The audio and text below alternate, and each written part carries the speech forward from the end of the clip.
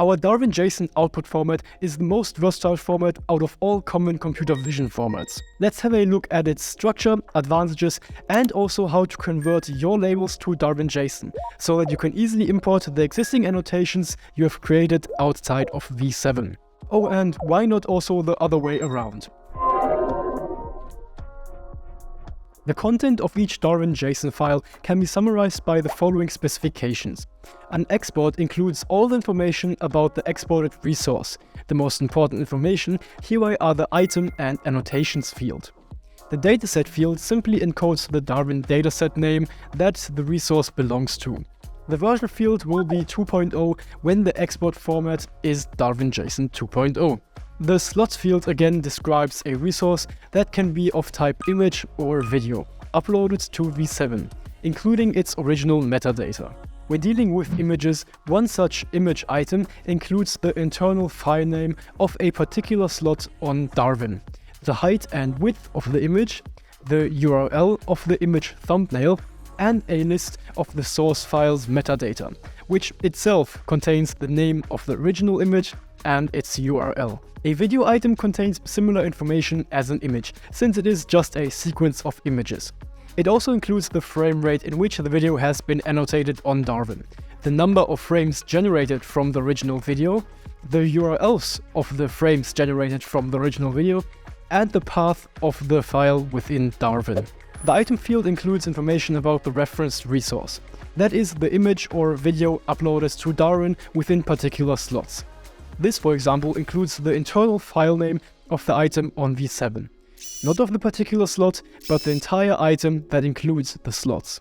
Then we again have a list of slots metadata, source information like the dataset and team information that the item belongs to, and the URL of the image on Darwin that routes directly to the Darwin work view. Slots are a powerful concept where you can view multiple images or files at once in the V7 UI. These are especially useful, for example, in medical image labeling when dealing with mammography hanging protocols.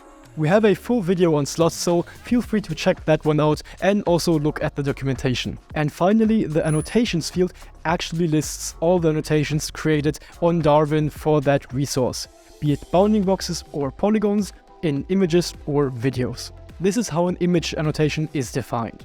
We have an optional list of annotators and reviewers of the image, the annotation class name, a list of the different slot names, and the actual data of the annotation with optional sub-annotation data.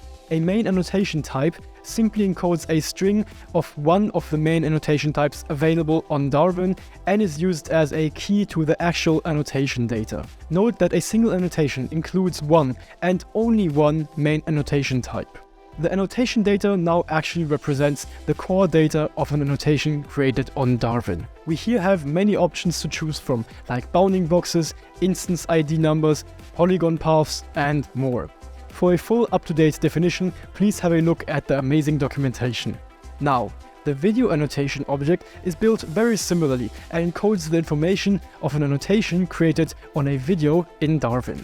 It includes all the frame annotation data, but also the annotation class name, interpolation information, and it may optionally include authorship information. Each frame can now be described as an annotation data, but with additional data depending on the way the frame was created on Darwin.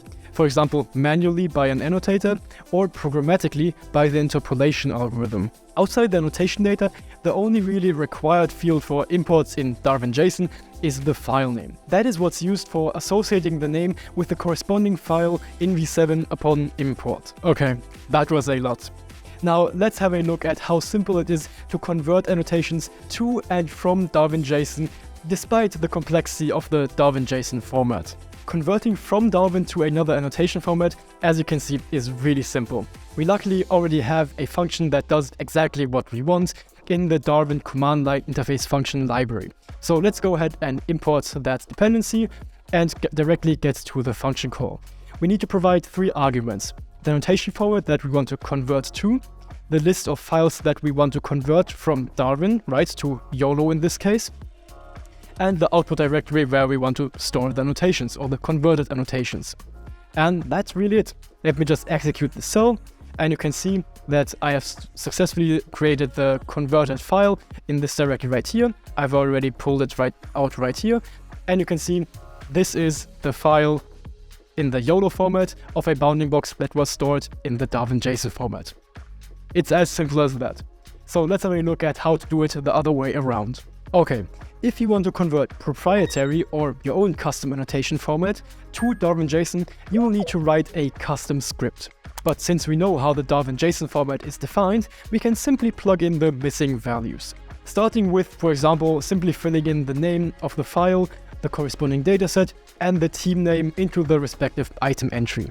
When it comes to the actual annotation data, you will need to write a custom conversion function to convert your format to the respective Darwin definition. If you're looking for a hand when creating those custom conversion scripts, don't forget that there are products like ChatGPT or GitHub Copilot that can do a lot of the legwork for you, because Darwin supports a few formats. For instance, bounding boxes require you to specify the height and width of the bounding box.